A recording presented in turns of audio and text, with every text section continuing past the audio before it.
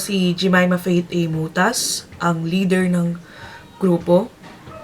So, kung ano ang natutunan ko sa ginawa naming immersion vlogs at pagpunta sa isang pamilya na underprivileged para interviewin, natutunan ko na base sa mga kwento ng aming na-interview ay kahit anong pagsubok o kahirapan ang napagdaanan nila sa buhay, nagagawa pa rin nilang ngumiti at maging mapagpasalamat sa lahat ng meron sila sa kabila ng kahirapan, sakit at pait ng dinaranas at dadarasin pa nila. Kaya mas lalo akong na-motivate na mag-aral lang mabuti, hindi lang para sa sarili ko, kundi para din sa pamilya at sa mga kababayan kong Pilipino na nangangailangan ng tulong. Dahil nais ko kapag ako'y nakapagtrabaho na ay makatulong rin sa iba, lalo na sa mga nangangailangan. I'm Shaina Amarpate and I'm 21 years old and from BSHM 2D. So, ang natutunan ko sa interview naman is nakita ko kung gaano kahirap yung buhay nila pero hindi sila sumusuko. Kahit kulang yung pera para matustusan lang yung gastusin nila sa pang-araw-araw, patuloy pa rin sila nagsisikap para sa pamilya. Na-notice ko rin na kahit maliit na tulong lang, malaking bagay na rin to para sa kanila. Also, natutunan ko rin na mahalaga yung pagtulong and pagiging maunawain sa situation ng iba. So, yung karanasan nila is nagpakita sa akin ng halaga ng tiyaga and pagpapasalamat na rin sa kung anong meron tayo. So, simple man yung tulong natin, pwede itong magbigay ng malaking pagbabago para sa buhay nila. That's all. Good day, my name is Kim Jong-Sheti Wanesa from BSSM2T. Nampukaw ang aking tinis sa kinawang community immersion. I come to realize nang napanswerte ko naman pala talaga. Why? Lahat ng mga bagay na yun ay matali ko nakukuha dahil may magulang ako ng flow fight ito. Unlike sa pangbubuhay nila before, liit nila ng paghirapan ang lahat ng mga bagay. Tumadaan sila sa putas ng kalayom at isang kahi, isang tuka. Minsan wala pa. Tugo at pawis palang may hahin sa misa, isang panghagaan sa kanilang daing kakit ano hiram ang buhay luhon. Ito hay ng overcome nila. Mangtatak ang kanilang mga karupan at punong-puno ng pang-asa sa buhay. Even today nang hihirapan sila makisabay at makibagay sa angkos ng buhay. Sige na nga kasi life must go on. Nakakanungkot na minsan sila ang mga tao hindi nabibigay ng pansin sa ating lipunan. Sabi ko sa sarili ko, by that time, sana in the future, baka tulo ako sa kanila.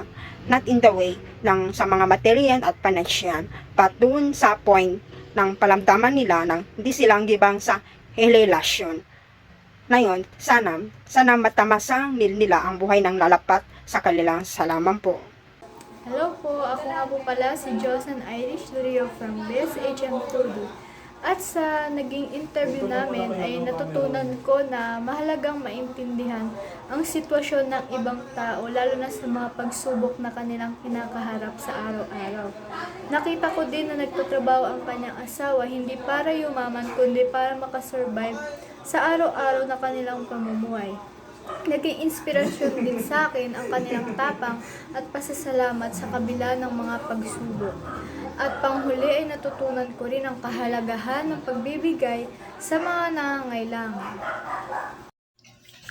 Hi, good day. I'm Mary Ann Kenneth E. Lumano from BHHM 2D.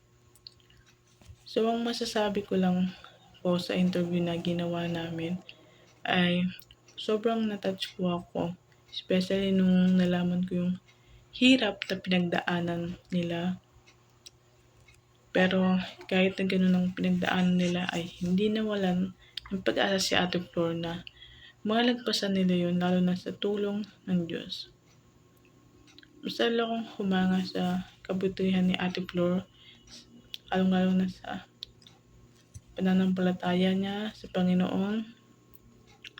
And sana dumating ang araw na ang hiling niya na magkaroon sila ng sariling bahay. Sana ay matupad yun. And sana inaasam rin po nilang magandang buhay ay matupad rin. Alang-alang sa tulong ng Panginoon.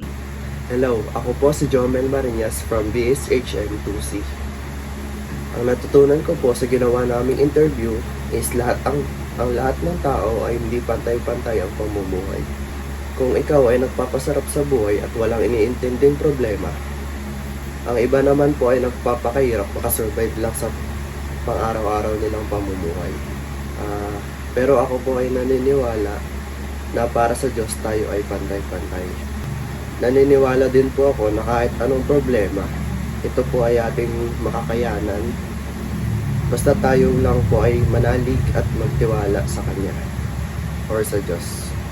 Lahat po tayo ay may kanya-kanyang tungkulin dito sa mundo. Ito man po ay pagsubok or kaginawaan sa buhay. Kaya dapat po sa bawat araw tayo ay lumaban ng patas dahil hindi lang tayo ang naghihirap. So sa pangkalahatan, natutunan ko po na lahat ng bagay na gusto nating makuha or marating ay papaghirapan mo muna bago mo ito makamtan. Yan lang po, thank you. I'm Ralph Moises from BSHM 2D. Sa aming pag-interview, dito natin makikita ang hirap ng buhay at kahit hirap man sila sa buhay ay kanilang pinakaya. Dito ko din nakita kung sa maliit na bagay ay masaya na sila. Ang natutunan ko naman dito ay kahit ano man ang hirap sa buhay ay huwag nating sukuhan. Dito ko rin nakita na kailangan kong mag-aral ng mabuti at sipagan sa buhay. Gagawin ko itong aral para sa aking pag-aaral. Para sa aking kakabuti at makatapos ng maayos. Sa mga pagsubok man na dadating sa akin ay aking lalampasan para sa pangarap ko at para makatulong sa iba. Hi, I'm Queenie Peters from BHM 2D. Ang aking reaksyon sa ginawa naming interview kay Nanay Flor ay una, naging masaya kami dahil siya ang napili naming ma-interview. Pangalawa ay natutunan ko na bahalagahan at makontento sa bagay na meron tayo. At huli ay tulong kami sa kanya sa simpleng paraan. Bilang final project namin sa subject na Life and Works of Rizal, narito kami upang mag-interview ng isang pamilya at ito ang pamilyang napili namin.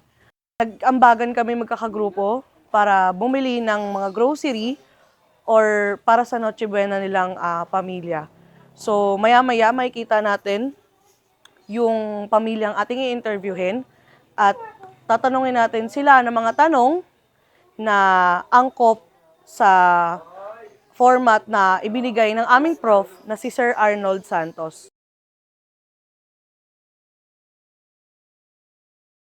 Hello po, Nay. Ano pong pangalan nila? Florencia Ceruelos, At ilang edad po? 51, Ano po ang trabaho niyo? housewife,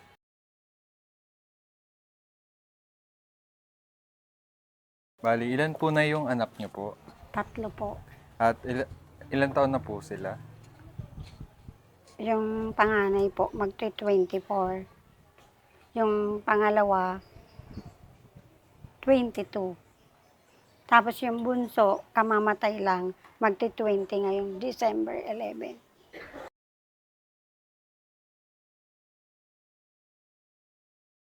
May probinsya po ba kayo, Nay? Mayroon po, Bicol, Bali, kailan po kayo na ano po sa probinsya niyo? na wala, 2016.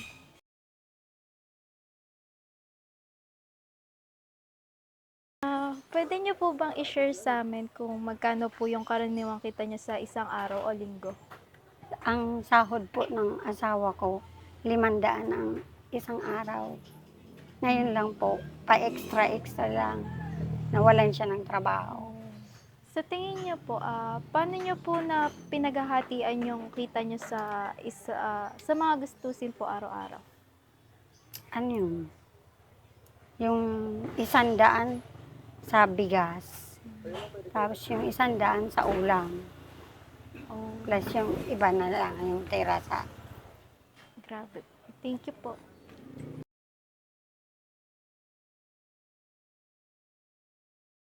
Po.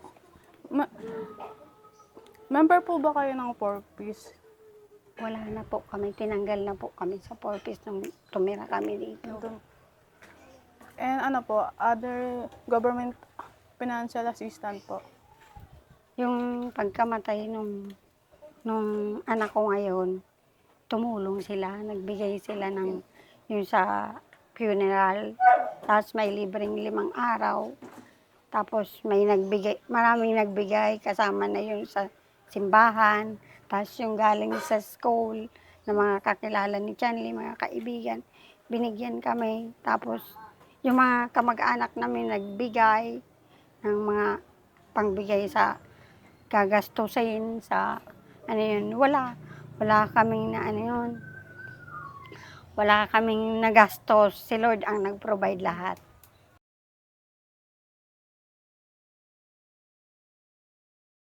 Hello, Nay. Yung tanong ko po is, kamusta po kayo nung time po nung pandemic? Pandemic. Opo, nag-struggles po ba kayo? Maraming pinagdaanan kami. Ngunit, yun, patuloy ako nagpipray. Nananalangin sa Diyos na ingatan ng bawat isa. Tapos, nababanggit ko pa yung nakakapag-pray ako sa mga sa simbahan. Tapos, sa bansa natin, yung nangyayari, pinagpipray ko. Kung anong naririnig ko, Lord, ikaw na bahala sa amin, pinagkakatiwala namin ang lahat ng ito. Tapos lahat ng pinagdadaanan ko sa sarili ko, pinagkakatiwala ko sa Diyos.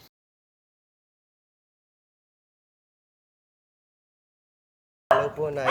So, sa kalagayan nyo po ngayon or sa sitwasyon nyo po ngayon, ano po yung mga bagay na gusto nyong ipagpasalamat? Nagpapasalamat ako sa Panginoon dahil buhay pa ako. Dumaan man yung pandemic, ngunit iniingatan pa rin ako ng Diyos sapagkat may nabasa ako sa Bible, sa Psalms, di ko lang matandaan kung anong verse, yung chapter na yun, whole chapter, na paulit-ulit na sinasabi niya doon. Iingatan ko kayo na naniniwala sa Diyos at naniniwala sa salita niya, na iingatan na 50 times iingatan na ng Diyos. Amen. Thank you po.